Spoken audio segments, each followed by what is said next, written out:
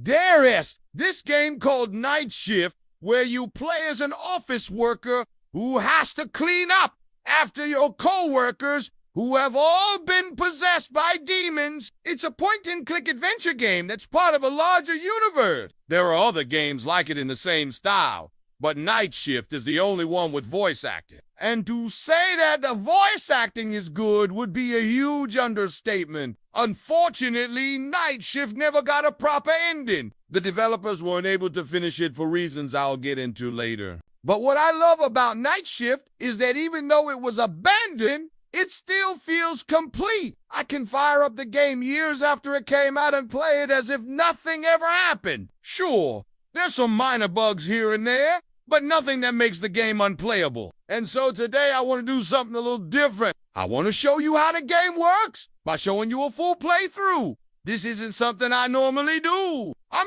usually more focused on the development side of things rather than just playing the game. But Night Shift is so unique and special to me that I really wanted to share it with you guys and show you why I've been so excited about it for so long. So grab a coffee, sit back, relax, and enjoy the show. All right, let's start from the beginning. You awaken in your bed to the sound of your alarm clock. Your boss, Mr. Weimer, is waiting for you at your desk. He's been waiting for you because he has something very important to tell you. See, the executives have decided that starting immediately, you will no longer be paid by the hour. Instead, they'll be paid a flat rate for cleaning up the office after everyone leaves work for the day. To demonstrate what he expects of you, Mr. Weimer shows you around the office, pointing out the areas that need to be cleaned. The checklist starts small, getting a coffee pot ready for the next day, disposing of the garbage, what quickly becomes more gruesome.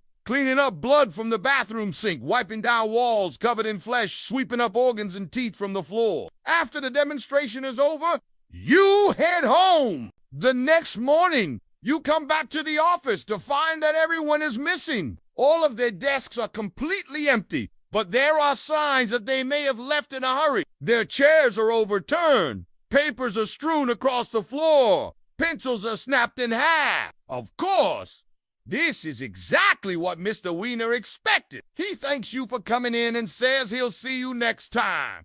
And with that, the night shift begins. Your first task is to figure out what happened to everyone. Why did they leave? Where did they go? Who knows? But fortunately, they left behind plenty of documents that describe exactly what happened. As you read through them, you learn that everyone was infected by a demon named Toby. The documents also explain that to beat the game, you have to destroy 3 artifacts hidden somewhere in the building, which coincidentally happens to be the checklist that you're given at the start of each night. But just when things start to feel like they're going well, you hear chains dragging metal moans, and you know whatever you do, you can't stay in that room. Suddenly, lights flicker, the door slams shut, and the game turns into an intense escape sequence. You gotta move fast. You got TA dodge obstacles, and you got TA hope that the animation doesn't skip, or else you will get squished into a pen. Once you reach the end of the hallway, you safely enter another room and breathe a sigh of relief. However, that sigh of relief only lasts until you realize that you're trapped in a room with a one-way mirror directly across from a security office. Yep, you guessed it. You're being watched. In fact, there's someone right behind you. It's Mr. Weimer. Well, not exactly. It's actually a bloodied, mangled version of Mr. Weimer, possessed by Toby. The monster lunges at the mirror and you barely make it out alive. Just when you think things can't get any worse, the lights turn off and you're plunged into total darkness. You frantically stumble around until you find an exit. And as soon as you step outside, you hear a voice saying, "Game over! Try again!" Now, depending on what route you take, you can either try again or quit. If you quit, you lose. But if you try again, well, the game will simply start over.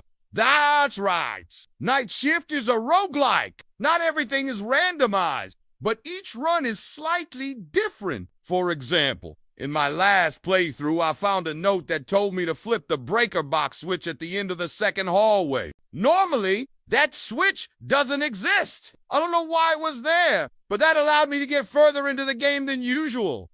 But eventually, I ran out of health and died again. This time, the screen didn't say game over. It said continue and showed me the option to load a previous save file. Since this is a night shift playthrough, not a let's play, I'm not going to waste your time watching me die over and over again. Instead, I loaded up a save file from earlier in the game and continued my quest to find out what happened to this place. You'll spend the first night doing research, trying to learn more about what happened here and what you can do to stop it. This leads to the discovery that Toby entered the building at around 3 a.m. Armed with this knowledge, you can set your own schedule for the following nights, choosing to start work early or late, but also risking running into the monster early or giving it more time to grow stronger. I chose to start early because I figured I could take advantage of Toby being weaker, and also had the added benefit of giving me more time to explore the building before the power went out. I made my way through the first few rooms and picked up more items to add to my arsenal. Each room is filled with clues about what happened to the previous employees and what their obsession with Toby means. You'll discover that the story of Night Shift takes place within the larger story of the back, a mysterious labyrinth of empty office space where the walls are carpeted and the floors are made of tile. Like Night Shift, the Backrooms is its own thing,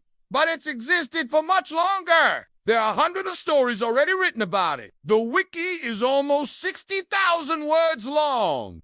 There's even a documentary made about it. So far, Night Shift has only released 2 episodes, but they're working on a 3rd and final episode. The game is still in early access, which means it hasn't been fully released yet. According to the creators, the final episode will conclude the story and finish the game. However, there's no telling when or even if that'll happen. According to the Steam Store page, the game came out in 2019, but that's not quite accurate. Since the game went through a massive redesign, the current form of Night Shift is only about 40 hours long, but that can vary based on your skill level. A big problem with Night Shift is that it requires a lot of work to be put in to keep it afloat. That's part of the reason the developers stopped releasing updates. Another reason is that Night Shift uses Unreal Engine for an outdated engine that's becoming less and less supported every year. The team behind Night Shift is pretty small, just 2 people. They want to finish the game, but they can't do it unless they have the resources to support themselves. Fortunately, they've launched a Patreon account and are now accepting donations.